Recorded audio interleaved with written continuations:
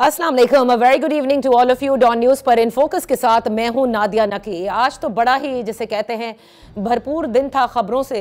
एक तो supreme court में 62(1)(f की तशरीह से मुताल्लिक समाअत हुई, दलाइल मुकम्मल हुए, फैसला महफूज हुआ और ये कहा गया कि जल्द फैसला सुनाया जाएगा। और आप सब जानते हैं कि यह सियासतदानों की नाअहली से मुताल्लिक बड़ा अहम केस है, जिसके फैसले पर बहुत सारे लोगों की अहलियत आने वाले इलेक्शंस के लिए बड़ी जिसे कहते हैं उसके ऊपर मुनस्सर भी है, इस फैसले के ऊपर।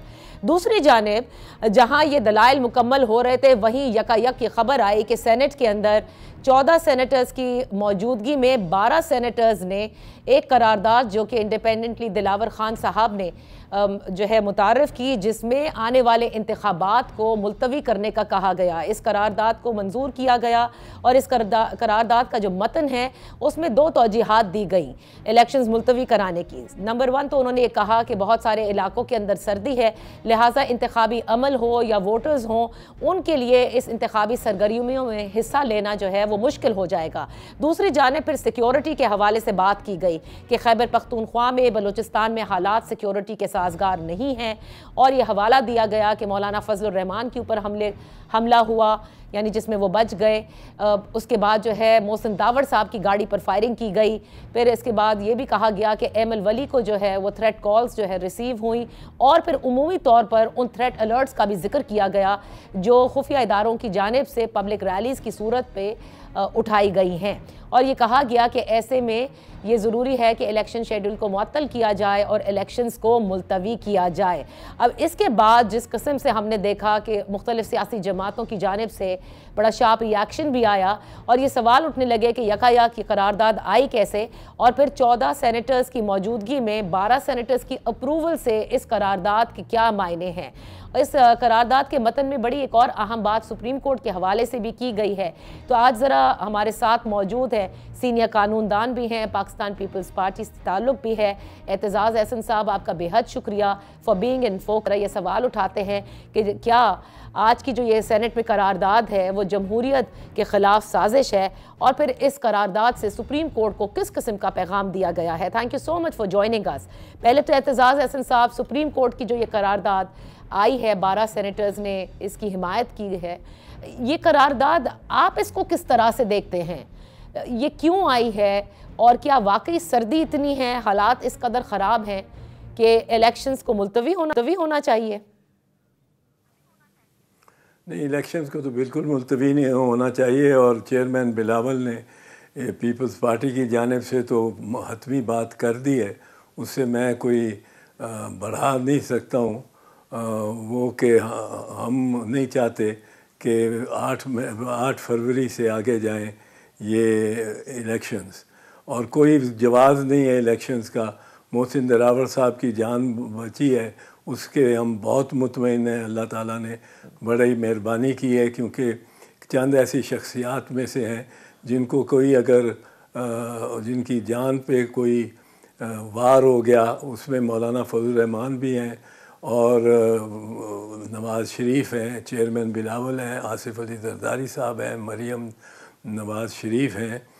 ये ऐसे लोग हैं जिनकी जान पे, और जो चेयरमैन तहरीक इंसाफ हैं वो भी ऐसे लोग हैं कि जिनकी जान के ज़ियां से किसी ऐसे दहशत गर्दी के वाक़े में बिलखसूस या किसी असैसिनेशन के वाक़े में तो मुल्क पे बहुत दबाव पड़ जाएगा, अंदरूनी बहुत इंतशार, बहुत खलफशार, बहुत खाना जंगी, बहुत तवाइफुल मलूकी फैल सकती है। सही। तो इनकी जानें अल्लाह ताला हिफाजत रखे, महफूज रखे। सही। रही बात उस करारदाद की अहमियत की, करारदाद की कोई अहमियत नहीं है। अगर ये पूरे कोरम में से भी होती करारदाद अक्सरियत से, करारदादों का कोई असर नहीं, किसी पे कोई असर नहीं, सिवाय एक मॉरल सी स्टेटमेंट होती है करारदाद के, जिसने मूव किया उसका नाम आ जाता है कि भाई ये इसने ये भेड़ बकरियों चराने वालों चरागाहों का चरवाहों का मेंबर है, तो नुमाइंदा आया तो इसने उनकी बात की है, इसके अलावा कोई असर नहीं रहती। और ये करारदाद तो 14 मेंबर ने पास किया, जबकि इससे दुगना तो महज कोरम के लिए ज़रूरी है। और फिर बग़ैर नोटिस के, बग़ैर ओवरनाइट नोटिस के, ये इस पे तो मेरा ख्याल है जो जिसने मूव की है करारदाद और जिन्होंने उसको अप्रूव किया है, उनके ख़िलाफ़ डिसिप्लिनरी एक्शन होना चाहिए फ्रॉम द सेनेट कि ये आप इस तरह करारदाद बैठे बिठाए एक दिन बग़ैर वार्निंग के ले आए, तो आप उस करारदाद में पास कर दें कि खुदा न खास्ता कि कश्मीर इंडिया को दे दिया, तो क्या हमने कश्मीर इंडिया को दे दिया? ये तो बड़ी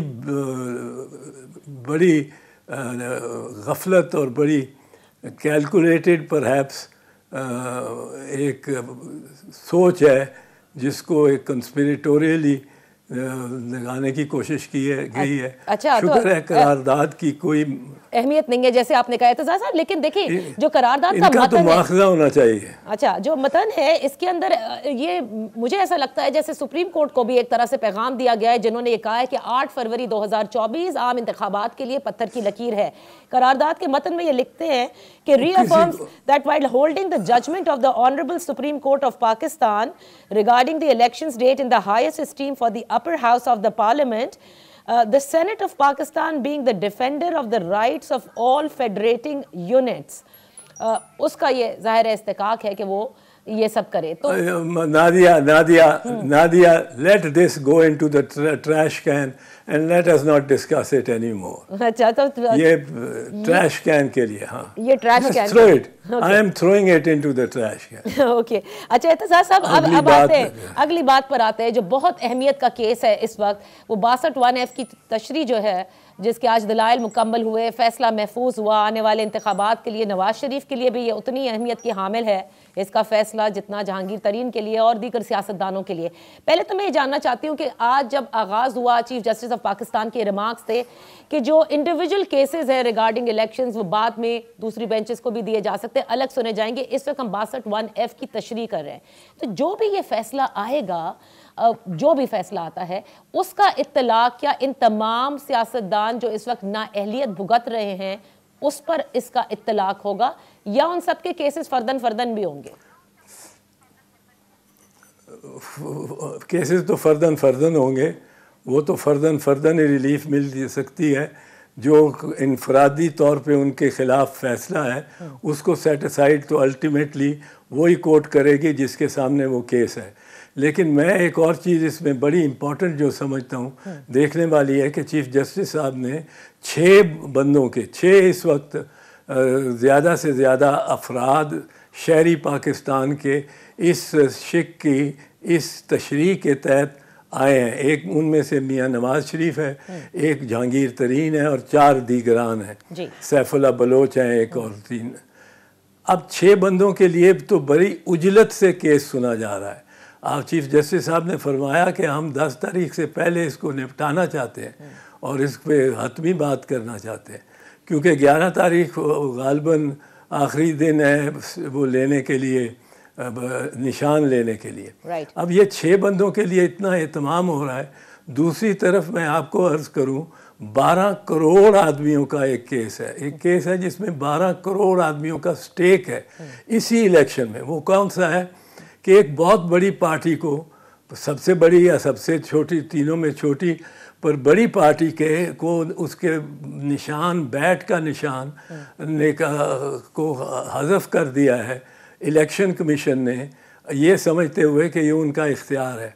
इलेक्शन कमीशन का हरगिज़ इख्तियार नहीं। हम ये गलतुल आम है, ये गलतुल आम है कहना कि जी पार्टी का सिंबल तीर है या पार्टी का सिंबल, हमारी पार्टी का सिंबल शेर है या हमारी पार्टी का सिंबल जो निशान है वो बल्ला है। ये निशान पार्टियों के ही नहीं है, पार्टियों के हैं पर पार्टियों ही के नहीं हैं। ये असल उस स्टेक होल्डर का निशान है जो पढ़ा लिखा नहीं है, अनपढ़ है, इलिटरेट है, पर वोटर है पाकिस्तान का, शहरी है पाकिस्तान का। 5 साल बाद उसको एक मौका मिलता है अपनी आवाज़ बताने का, और वो अपने 20 नामों में अपना नाम भी नहीं पढ़ सकता और अपने कैंडिडेट का नाम भी नहीं पढ़ सकता, और ख़वातीन इसमें और भी ज़्यादा नाखानदा हैं। ये इसलिए निशान रखे जाते हैं, और ये अमेरिका, बरतानिया और यूरोप में निशान नहीं होते बैलेट पेपर पे, नाम ही होते हैं, क्योंकि लोग नाम पढ़ के उस पर बटन दबा देते हैं मशीन का।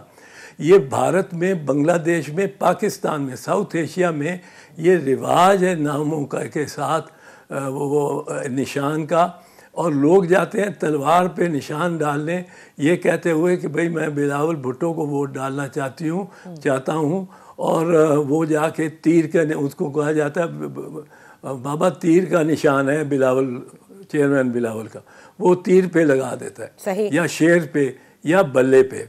अब ये जब अगर आप ये निशान छीन लेंगे एक पार्टी से, अव्वल तो आप छीन नहीं सकते, क्योंकि सुप्रीम कोर्ट ने बीबी शहीद के केस में 1988 में होल्ड किया था कि vote is the most fundamental of fundamental rights, और दूसरा उन्होंने होल्ड किया था कि ये party symbol is a part of the voting process, क्योंकि इसके ज़रिए, ये इसकी सहूलत से आप वोट कास्ट करते हैं। अगर ये सहूलत रिमूव कर दें तो आप डिसएनफ्रेंचाइज कर रहे हैं उस वोटर को। ठीक है, अब ये नहीं सोचा। तो एहतजाज साहब, आप ये समझते हैं कि सुप्रीम कोर्ट ने एक मिनट और मैं कहता हूँ लाजमी रिलीफ देगी। किस तरह आप देखें इसके कॉन्सिक्वेंसेस क्या हैं। कॉन्सिक्वेंसेस हैं, आपने एक पार्टी से उसका सिंबल ले लिया, जब उसका सिंबल ले लिया तो उसके वोट मुंतशर हो गए, वो पार्टी को आपने इंतशार का शिकार कर दिया। उसके अगर 300 कैंडिडेट हैं तो उनके कम से कम 40 मुख्तलिफ निशानों पे बटे हुए हैं। 2 डिस्ट्रिक्ट्स में मुख्तलिफ निशान भी हो सकते हैं एक ही पार्टी के। अब वो 40 में बटे हुए हैं और 40 सब इंडिपेंडेंट हैं। अब वहाँ वो असेंबली में जाएंगे तो पहले तो वो 200-225 जो ख़वातीन की नशिस्तें हैं सारी असेंबलियों में, उनमें से अपने प्रोपोर्शन का हिस्सा नहीं ले सकेगी वो पार्टी, ना ही अक़लियतों से ले सकेगी।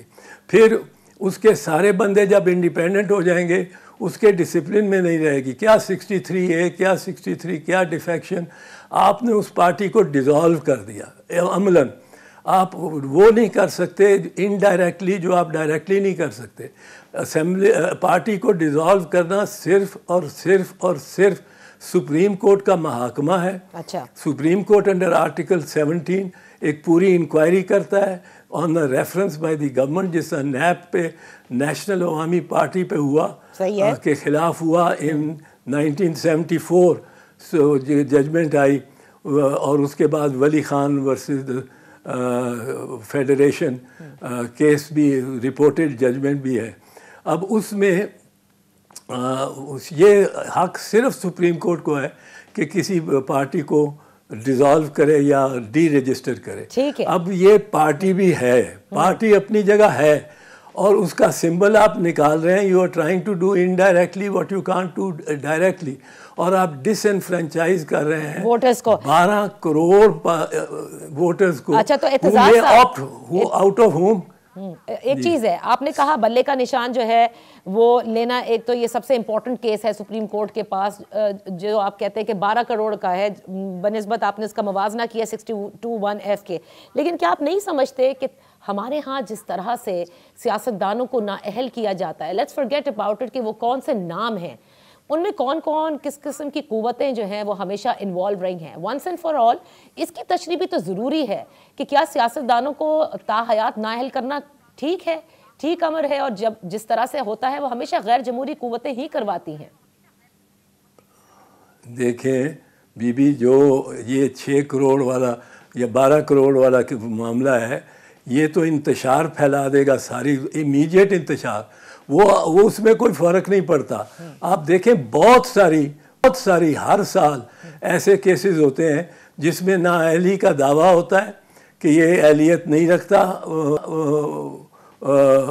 जो मेंबर जो कैंडिडेट है वो अहल नहीं है। उस अहलियत का फैसला इलेक्शन के साल बाद होता है कई मरतबा, एविडेंस लीड करना होता है क्रॉस एग्जामिनेशन में, ये तो समरी प्रोसीडिंग्स है ना।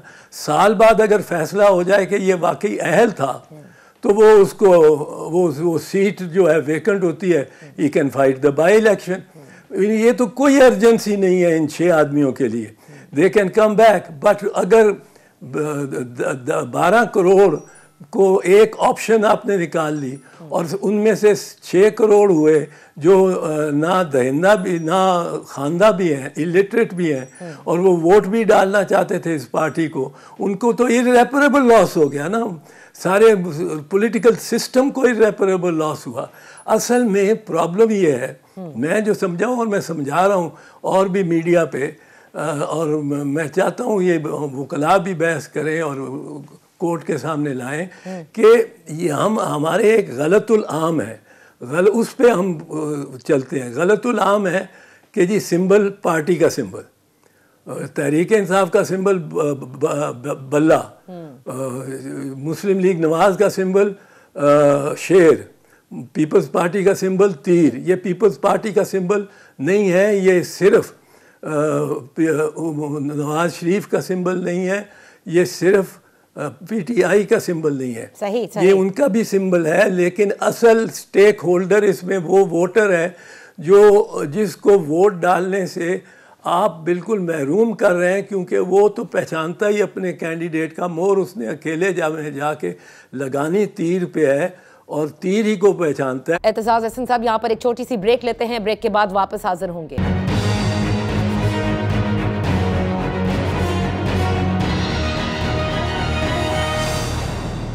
Welcome back. इन फोकस हैं एतजाज एहसन साहब, सीनियर कानूनदान, पाकिस्तान पीपल्स पार्टी से आपका ताल्लुक है। एतजाज साहब, जो इलेक्शन कमीशन ऑफ पाकिस्तान है, इसमें 2 चीज़ें हैं जो प्लीज़ आप हमें ज़रूर बता के जाएं।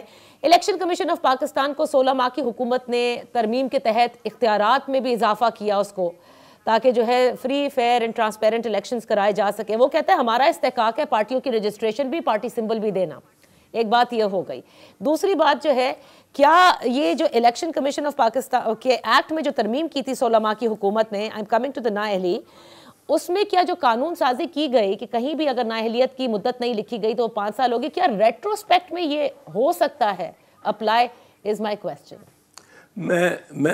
मैं इसको भी सानवी हैसियत दूंगा, इस बात को आपका जवाब दूंगा, 3-4 जुमलों में दूंगा, पर मैं ये बताना चाह रहा हूँ आपके ज़रिए, प्लीज़ दुनिया को बताएं कि जो और हर पार्टी को इसमें का स्टेक है। इसका स्टेक सिर्फ एक पार्टी का नहीं है। कल पीपल्स पार्टी को आप वैसे डिज़ोल्व नहीं कर सकते, तो आप उसको मुंतशर करना चाहते हैं तो आप उसका सिंबल ले लें उससे। अगर ये ले सकती है इलेक्शन कमीशन, हरगिज़ नहीं ले सकती, ये फंडामेंटल राइट है।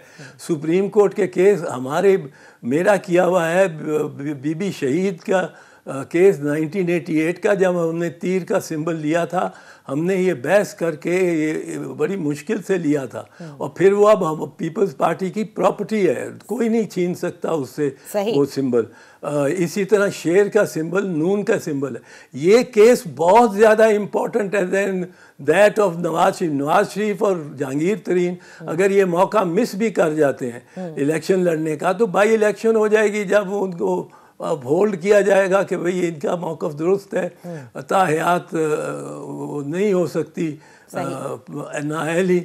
ये तो एक चीज़ जो है, जो मैं कोशिश कर रहा हूँ चिल्ला के जिस तरह कहते हैं फ्रॉम द रूफ टॉप्स, चिल्ला के तो नहीं, पर इसी तरह ही गुफ्तगू करके बता रहा हूँ लोगों को समझ तब आती है। मैं कहता हूँ इसको ये ना कहो पार्टी का सिंबल, इसको कहो उसके वोटर का सिंबल। ठीक है, वो स्टेक होल्डर वोटर है, वो महरूम हो जाएगा।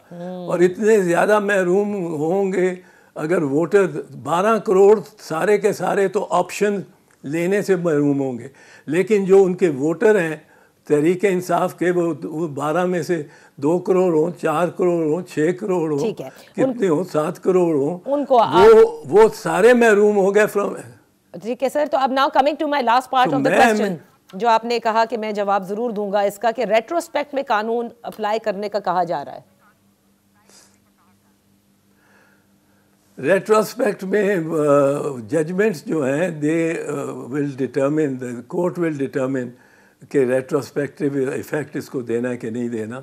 अमूमन तो रेट्रोस्पेक्टिव इफ़ेक्ट होता है, पर उसको दिए ना जाए ना दिया जाए। लेकिन वो प्लीज़ ये दूसरी बात मेरी को जो सिंबल के बारे में है उसको ज़्यादा अहमियत दो। If you and with retrospect तो फिर वो लोग उसी को। तो सर आप तो अहमियत दे रहे हैं कि आपकी जमात क्या दीगर जमातें इसको अहमियत दे रही हैं? क्योंकि आपने बिल्कुल सही फरमाया कि आज अगर ये इजाजत हो गई इलेक्शन कमीशन को कि वो सिंबल ले सकता है, कल को किसी और पार्टी के साथ भी ये होगा। तो आप सियासी जमातों को देखें, दे आर लीस्ट मूव्ड। मैं आपको ये अर्ज करना चाह रहा हूँ कि ये जो सिंबल है या सियासी जमात को तहलील करने का हक सिर्फ़ और सिर्फ सुप्रीम कोर्ट को है। वो भी एक पूरा ट्रायल होता है, एविडेंस पेश होता है, गवाह पेश होते हैं, उनकी जिरा होती है पूरा।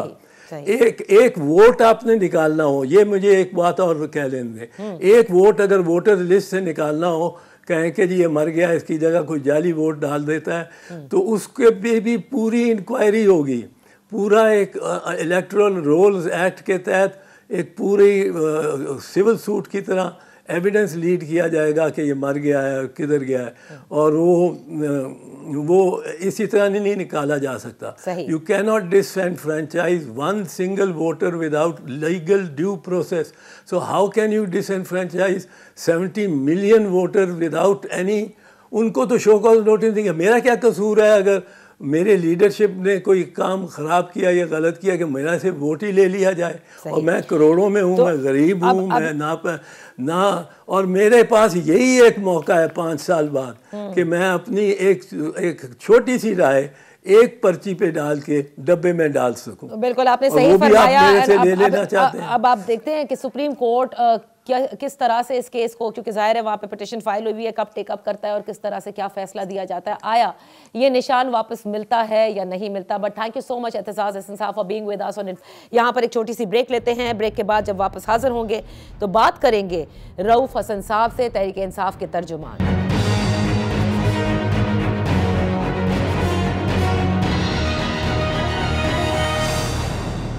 Welcome back. तर्जुमान तहरीक इंसाफ रऊफ हसन साहब हमारे साथ इस वक्त इन फोकस हैं। आप जानते हैं कि जैसे एतजाज़ हसन साहब ने ब्रेक से पहले कहा कि उनके नज़दीक इस वक्त इंतखाबी निशान बल्ला जो है वो केस ज़्यादा इम्पोर्टेंट है ना कि 62(1)F की तशरीह के हवाले से। Thank you so much for joining us Rauf साहब। सबसे पहले जो सेनेट के अंदर आज जो ये करारदाद 14 सेनेटर्स मौजूद थे और जिस तरह से पेश हुई और फिर उसको मंजूर किया, और से हम कह रहे हैं कसरत राय से, जबकि ज़ाहिर है सेनेट के अंदर सिर्फ 14 मेंबर्स तो नहीं होते। मुझे ये बताइएगा, ये आपको लगता है किसी किस्म का मैसेज दिया गया है? क्योंकि सुप्रीम कोर्ट तो ये कह चुकी है कि पत्थर की लकीर है 8 फरवरी को इंतखाबात। थैंक यू नादिया, आपने बुलाया मुझे, वेरी ग्रेटफुल टू यू। देखिए, ये कोई पहली इंडिकेशन नहीं है इलेक्शंस पोस्टपोन होने की। इसके पहले भी बहुत सारे बयानात बहुत सारी पॉलिटिकल पार्टीज की तरफ से आ चुके हुए हैं। Latest being from the JUI, मौलाना फजल रहमान के काफिले के ऊपर अटैक नहीं हुआ था, वो एक पुलिस चेक पोस्ट के ऊपर को फायरिंग हुई थी और मौलाना साहब की गाड़ी वहां से कोई तकरीबन आधा किलोमीटर दूर थी, लेकिन उन्होंने उसको अपने ऊपर अटैक जो है उसके तौर के ऊपर मशहूर कर दिया। तो उनकी भी स्टेटमेंट आती रही है और काफी देर से आ रही है कि जी मौसम जो है वो साजगार नहीं होगा। अब जो पहाड़ी इलाके हैं वहां बर्फबारी होगी और लोग वोट नहीं दे सकेंगे, जो कि इंतहाई बेहुदा किस्म की रैशनल है इलेक्शंस को पोस्टपोन करने की। ये जो आज सेनेट की बात आपने की है, 100 मेंबर्स का सेनेट है जी, और उसमें कम से कम जो है वो 32 अरकान जो है वो कोरम पूरा करते हैं। आपकी अपनी स्टेटमेंट के मुताबिक 14 अरकान थे, मेरी भी वही इंफॉर्मेशन है कि 14 अरकान थे, तो कोरम ही पूरा नहीं था, तो वो कैसे किया गया? ये वो चीजें हैं जो कि डिक्टेटेड होती हैं, जो कि पार्लियामान के ऊपर इम्पोज की जाती हैं, और पार्लियामान जो है वो एक मुर्दा जिस्म के तौर के ऊपर एक्ट करता है, जो कि इंतहाई शर्म का मकाम है। पार्लियामान जो है वो सुप्रीम होती है कॉन्स्टिट्यूशन के बाद, कॉन्स्टिट्यूशन सुप्रीम है, उसके बाद जो रियासत के पिलर्स हैं वो सुप्रीम होते हैं अपने अपने डोमेन के अंदर। पार्लियामेंट अपने डोमेन के अंदर सुप्रीम है, इसी तरह से जुडिशरी अपने डोमेन के अंदर सुप्रीम है। तो पार्लियामेंट का क्या रोल ये रह गया हुआ है कि वो डिक्टेटेड करारदादें जो है उनको मंजूर कराती फिरे बगैर कोरम पूरा होने के, तो ये एक लिहाज से इलीगल एंड अनकॉन्स्टिट्यूशनल करारदाद है। और हमारी स्टेटमेंट जो हमारे चेयरमैन बैरिस्टर गौर साहब ने रिलीज की है, उसमें हमने इसको सरीहन रिजेक्ट किया है और हमने इसको पार्लियामेंट की तौहीन करार दिया है। और इसके साथ साथ जो है उस सुप्रीम कोर्ट का जो ऑर्डर है, जो आपने भी अपने बयानिया में जिक्र किया उसका, कि this order is like it is embedded in stone, that means कि it can not be altered. तो रऊफ साहब, ये तो मुझे बताएं कि सेनेटर गुरदीप सिंह, जिनका ताल्लुक पाकिस्तान तहरीक इंसाफ से है, बताया जाता है कि वो भी वहां थे लेकिन वो खामोश रहे। जी हाँ, वो खामोश थे, उसके बावजूद हमने उनको शो कॉज नोटिस जो है इशू करने का फैसला किया, उसकी खामोशी के बावजूद। तो खामोश रहना भी तो जाहिर है जुल्म का साथ देना ही होता है। बिल्कुल, वो भी मुनासिब नहीं था, बिल्कुल हम उसको शो कॉज नोटिस इशू कर रहे हैं। अच्छा, अब क्योंकि आपने पार्लियामेंट की बात की है और कहा है कि डिक्टेटेड पार्लियामेंट नहीं हो सकती, तो क्या मैं थोड़ा सा पीछे आपको ले जाऊं कि जब तहरीक इंसाफ की हुकूमत थी, यही शिकायतें ऑपोजिशन किया करती थी कि जो आपके एलाइज थे, अगर वो बिल नहीं पास करवाना चाहते थे, उनको जिस तरह से जोर ज़बरदस्ती से लाया जाता था, उस वक्त की पार्लियामान की बेतौकीरी का वो जिक्र करते थे। So has a lesson been learn? मैं पार्लियामेंट की बेतौकीरी की बात एक लार्जर कॉन्टेक्स्ट में कर रहा हूं जी, और वो एप्लीकेबल है हर दौर के ऊपर। पार्लियामेंट जो है उसको डिक्टेट नहीं होना चाहिए, और ये पार्लियामेंट के अंदर से आवाज उठनी चाहिए, ये बाहर से नहीं आनी चाहिए। पार्लियामेंट ने क्या करना है वो कॉन्स्टिट्यूशन में लिखा हुआ है, और पार्लियामेंट को स्ट्रिक्टली उसके मुताबिक जो है वो कंडक्ट करना चाहिए। अनफॉर्चुनेटली बहुत सारे अखबार में, सिर्फ एक या दो या तीन की बात नहीं है, बहुत सारे अखबार में, बल्कि पाकिस्तान की सारी तारीख देखी जाए अगर आप, तो उसमें जो पार्लियामेंट का रोल जो है, पार्लियामान का रोल है या जो जुडिशरी का रोल है, वो इंतहाई क्वेश्चनेबल रहा हुआ है। जुडिशरी का रोल तो बहुत ही क्वेश्चनेबल रहा हुआ है।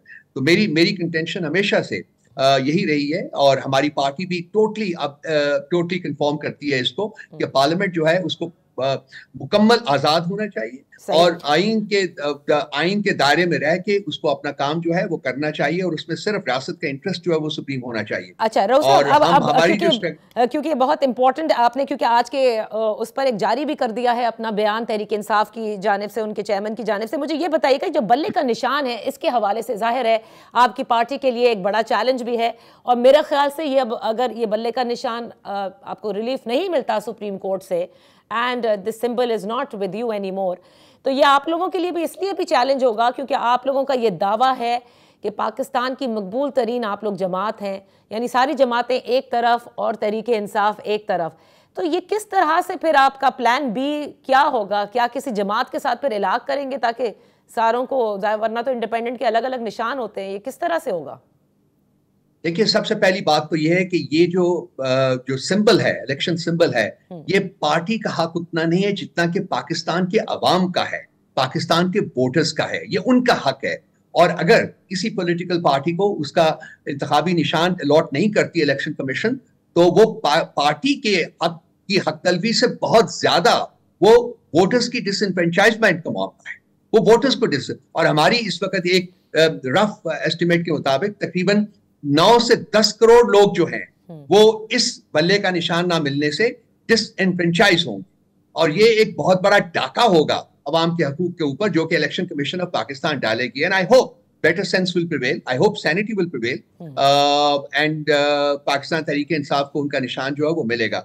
इस सिलसिले में दो बातें मैं करूंगा। एक तो ये है कि जी हम इंतखाबात का किसी सूरत में बैकआउट नहीं कर रहे हैं, ठीक, हमें ये निशान दें या ना दें, बेहतर होगा कि निशान मिल जाए, हमारे लिए इतने ज्यादा मसाइल नहीं होंगे, लेकिन उसके बावजूद भी हम इंतखाबात में मौजूद होंगे। हम इनके लिए खाली इनको रास्ता जो है वो ये नहीं देंगे कि जी they can just walk through, नहीं, हम मौजूद होंगे, इनको हमारे साथ कम्पीट करना पड़ेगा।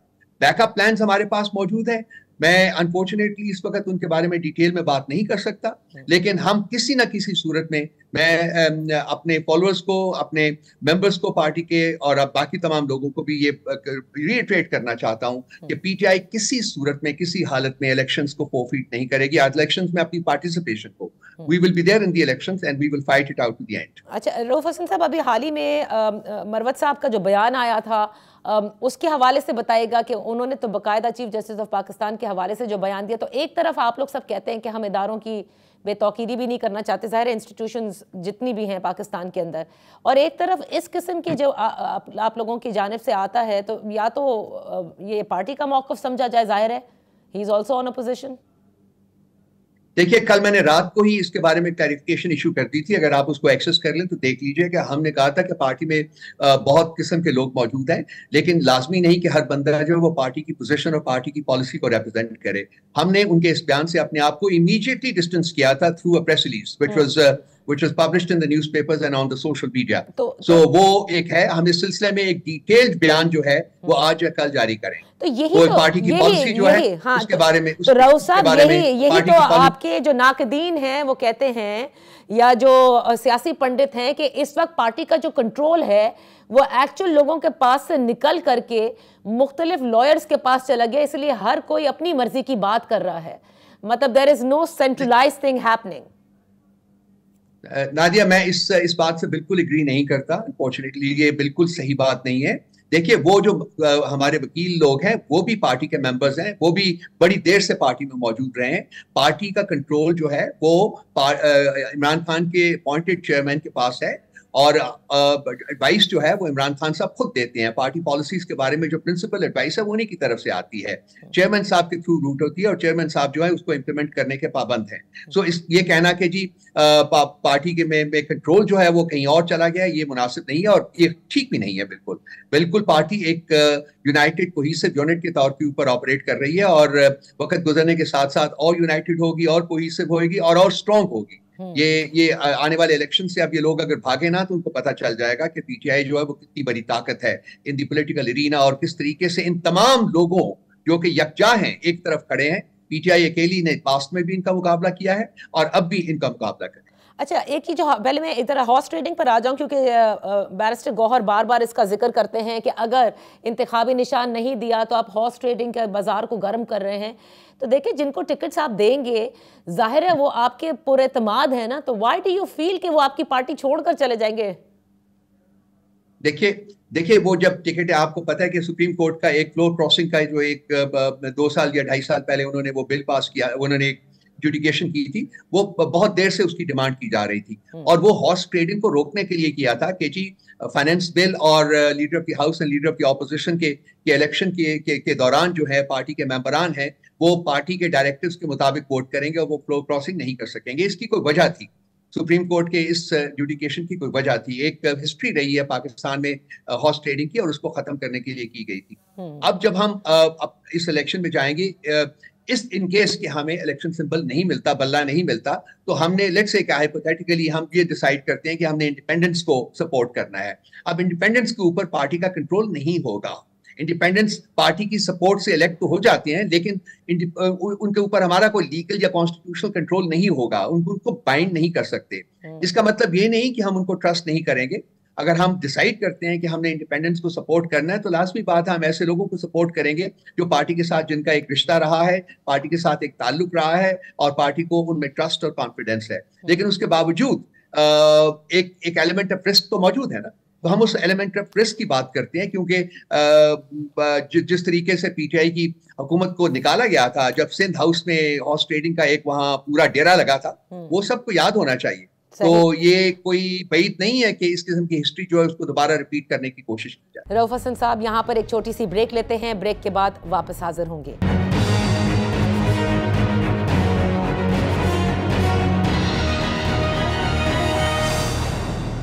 Welcome back. पाकिस्तान तहरीक इंसाफ के तर्जुमान रऊफ हसन हमारे साथ इस वक्त शरीक गुफ्तगू हैं। रऊफ साहब, पाकिस्तान तहरीक इंसाफ क्या समझती है बतौर पॉलिटिकल जमात? सियासतदानों को क्या ताहयात नाअहली होनी चाहिए? क्योंकि ये फैसला इसलिए भी इम्पोर्टेंट होगा कि सब कहते हैं कि इससे चलें। इस वक्त 6 लोगों का अगर सवाल है तो हो सकता है कि जो बानी तहरीक इंसाफ है उनको भी मुस्तकबिल में इसका फायदा हो सके। देखो जी, फायदे या नुकसान की बात नहीं है, ये रियासत के इंटरेस्ट की बात है नादिया। हमारी कंटेंशन देखिए, फाइट अगेंस्ट करप्शन जो है वो हमारी जो पॉलिटिकल फिलॉसफी है, पॉलिटिकल विजन है, उसका एक फाउंडेशनल पिलर है। और हमें उसका उसका खुमियाजा भी भुगतना पड़ा है। मैं एक लंबी हिस्ट्री में पहुंच चला जाऊंगा, वो बयान करूंगा, कभी आप ज्यादा वक्त देंगे तो मैं वो हिस्ट्री भी बयान कर दूंगा आपको कि किस तरीके से पीटीआई का जो ये फाउंडेशनल पिलर था इसको जेपरडाइज किया गया, इसको बाकायदा तौर के ऊपर नहीं इम्प्लीमेंट होने दिया गया, और किस तरीके से पीटीआई की लीडरशिप की पॉलिसीज को और विजन को फ्रस्ट्रेट किया गया। वो एक डिफरेंट कहानी है। लेकिन ये जो 5 साल या 10 साल या लाइफ जो है वो डिस्क्वालिफिकेशन की बात जो है ये इमटेरियल है। इंपॉर्टेंट ये है कि जो रियासत के इंटरेस्ट है, रियासत के जो मकासद हैं, उनकी तजलील नहीं होनी चाहिए। किसी शख्स को, वो पार्लियामान में हो या जुडिशरी में हो या कहीं भी हो, किसी भी इंस्टीट्यूशन में हो, उसको ये हक हासिल नहीं है कि वो रियासत के मकासद की तजलील करे। हम उसके खिलाफ हैं और हम उसके लिए जितना भी जहां भी आवाज उठा सकेंगे वो उठाते रहेंगे। अब सुप्रीम कोर्ट क्या फैसला करती है, क्या वो उसको नजर तो ये आ रहा है कि जी 5 साल की डिक्टेशन है, लेकिन बाहर सूरत इस स्टेज के ऊपर हम कोई ऐसी बात नहीं करना चाहते। तो जो भी करेंगे चलिए ठीक है, लेकिन जो रियासत का लूटा हुआ माल है वो तो रियासत को वापस मिलना चाहिए ना। तो सुप्रीम कोर्ट को चाहिए कि उस सिस्टम में भी कोई एक्शन दे, और जो पिटिशन उनके पास पड़ी हुई है उनको भी सुने, उसके बारे में भी उनको भी इतनी इंपॉर्टेंस दे कि इस किस्म की पिटिशन को दी जा रही है।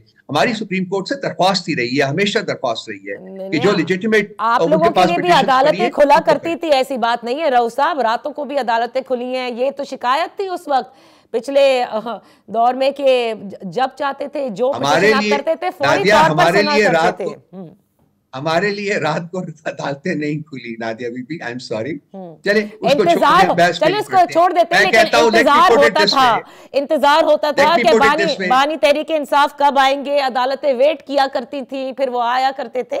That's also that. चले let's move on रऊफ साहब, let's move नहीं, I just want to make a statement कि अदालत को पाकिस्तान के हर शहरी के लिए रात को भी खुलना चाहिए अगर इसकी जरूरत हो, विदाउट एनी डिस्क्रिमिनेशन। ठीक है, चलें रऊफ साहब, एक चीज जो कि आपकी नजर से भी गुजरी होगी, जाहिर है जो पानी तहरीक इंसाफ के हवाले से ये खबरें आनी शुरू हुई, कई सहाफियों ने कहा कि जो इलेक्शन कमीशन वाला तौहीन इलेक्शन कमीशन का केस है उसमें जब फर्द जुर्मायत किया जा रहा था, चार्जशीट पढ़ी जा रही थी, तो उस वक्त इमरान खान साहब जो है वो गुस्से में आ गए बाकायदा, और उन्हें उसी किस्म की ज़बान इस्तेमाल की जो वो उन्होंने पहले करते थे कि मैं नहीं छोड़ूंगा।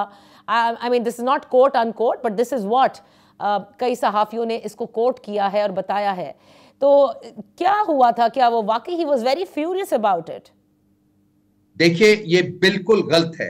स्टोरी का कोई वजूद ही नहीं है, इस किस्म की स्टेटमेंट का कोई वजूद नहीं। अच्छा, मैं इसको कैटेगोरिकली डिनाई करता हूं। ये वो नैरेटिव है जो कि मीडिया के कुछ लोग जो हैं अनफॉर्चुनेटली वो from time to time build करने की कोशिश करते रहते हैं। मैं नाम नहीं लूंगा उनका, मुनासिब नहीं होगा, लेकिन ये कंप्लीटली फॉल्स, कंप्लीटली अनफाउंडेड।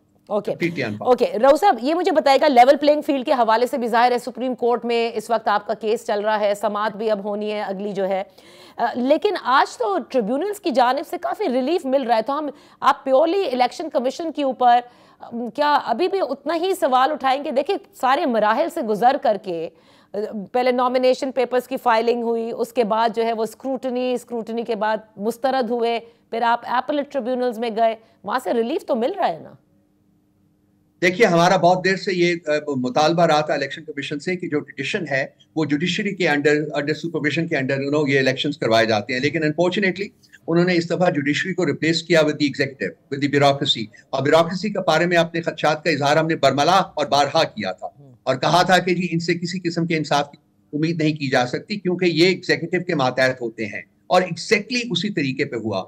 अब जबकि दोबारा जुडिशरी के पास गए हैं, ट्राइब्यूनल्स के पास गए हैं, तो वो लोग अगर अव्वल तो वो ठीक फैसले करेंगे, अगर ना भी करना चाहें तो उसके बावजूद उनको कानून का ख्याल काफी हद तक रखना पड़ेगा। तो ये जो आप कह रहे हैं कि रिलीफ मिला है, ये रिलीफ नहीं है, ये हमारा हक है जो हमें मिलना था और हमें मिलना चाहिए। बाकी भी तमाम पिटिशंस जो कि इन्होंने नॉमिनेशंस जो रिजेक्ट की हुई हैं वो flimsy, fake and flimsy grounds के ऊपर की गई हैं, एंड वी होप कि ट्राइब्यूनल्स के पास जो कि कुछ उन्होंने केसेस जो है वो 8 तारीख तक पोस्टपोन किए हैं, आई होप एंड प्रे कि वो 8 तारीख को जब केसेस सुने तो उन हमारे कैंडिडेट्स को जिनके नॉमिनेशन पेपर्स इस वक्त इन एबेंस पड़े हुए हैं उनको भी वो इलेक्शंस में हिस्सा लेने की इजाजत देंगे। अच्छा, अब मुझे ये बताइएगा कि जो आपने कहा कि इस वक्त तो आप जाहिर है कि बैट के सिंबल के हवाले से जब हम बात कर रहे थे कि अभी आगे आप लोगों का क्या प्लान है, ये जाहिर है आप डिस्क्लोज नहीं करना चाहेंगे, लेकिन क्या ये सोच है कि किसी भी जमात के साथ भी मिलकर किया जा सकता है, किसी भी छोटी जमात के साथ, ताकि फिर वो सिंबल का जो मसला है अगर वो सिंबल आपको नहीं मिलता बैट, तो फिर किसी एक सिंबल पे वो सारे आपके जितने भी टिकट होल्डर्स हैं वो हो जाएं, ताकि जो हॉर्स ट्रेडिंग के खदशात है, फ्लोर क्रॉसिंग के खदशात हैं, इंडिपेंडेंट के हर एक के अलग अलग सिंबल के मसाइल हैं, उस सब को आप ओवरकम कर सकें। जी, in the larger perspective this is also a possibility, इतना मैं कह सकता हूं। दिस इज अ पॉसिबिलिटी, क्योंकि in the larger perspective this is also a possibility. बहुत बहुत शुक्रिया रऊफ हसन साहब for being with us on in focus. Tehreek तर्जुमान हमारे साथ मौजूद थे यहाँ पर। अब प्रोग्राम का वक्त ख़त्म होता है। आज की जो सेनेट में करारदाद पेश की गई और उसके हवाले से आपने सुना कि एतजाज़ एहसन साहब ने कहा कि I am going to throw it in the trash, इसकी कोई हैसियत नहीं है। और इसी तरह से तहरीक इंसाफ, पाकिस्तान पीपल्स पार्टी हो, उन्होंने भी बड़ा रिएक्ट किया। सेनेटर अफनान उल्लाह जिनका पाकिस्तान मुस्लिम लीग नून से ताल्लुक़ है, वो तो सेनेट में मौजूद थे, उन्होंने तो फ़ौरन इसके ऊपर ज़ाहिर है इसके ख़िलाफ़ ही बात की थी और उनका ये कहना था कि ये कहाँ से आई है। बहरहाल बहुत सारे सवालात अभी भी बाकी हैं कि यकायक ये करारदाद पेश करने की क्यों ज़रूरत पेश आई, क्योंकि अगर पाकिस्तान के जो सिक्योरिटी खदशात हैं या जो सिक्योरिटी हालात हैं उनका मुवाजना किया जाए या कंपैरिजन किया जाए तो माजी में इससे ज़्यादा हालात ख़राब रहे हैं। और बिल्कुल इलेक्शन के जो पूरा इलेक्शनियरिंग होती है उसमें कई मरतबा हमने देखा है कि जो पॉलिटिकल लीडरान हैं उनके लिए अलर्ट्स जो हैं वो भी जारी किए जाते हैं। फिर जो बात सर्दी की जा रही है, अगर ये इंतखाबात मुलतवी होने की बात कर रहे हैं जो लोग जिन्होंने इस वक्त करारदाद पेश की और उसके बाद उसको मंजूर किया, उन्हें ये सोचना होगा कि फिर आखिर इंतखाबात कब होंगे। पहले ही पाकिस्तान के आइन के मुताबिक जिसमें लिखा है कि असम्बलियाँ डिज़ोल्व होने के 90 रोज़ के अंदर अंदर आप इंतखाबात कराएं, वो भी वक्त गुजर चुका है। फिर हमारे अपने जो माशी हालात हैं, जो स्टैंड बाय एग्रीमेंट ख़त्म होने के बाद जो माशी हमारे माहिरीन हैं वो कहते हैं कि हमें एक और IMF के प्रोग्राम में जाना है। क्या मुंतखब हुकूमत आकर ही तो ये पॉलिसीज़ तरतीब देती है? तो मेरा ख़्याल ये है कि इस पर मज़ीद अभी देखना है कि आगे आगे आने वाले दिनों में क्या होता है। सुप्रीम कोर्ट ने कह दिया है कि 8 फरवरी 2024 ही आम इंतखाबात का दिन है और अभी हालिया समातों में भी ये रिमार्क्स चीफ जस्टिस की जानिब से पेश किए गए जो उन्होंने दिए थे एक समात के दौरान कि कन्फ्यूजन ना फैलाई जाए, इंतखाबात तो वक्त पर ही होंगे। That's all for today. अल्लाह हाफिज़।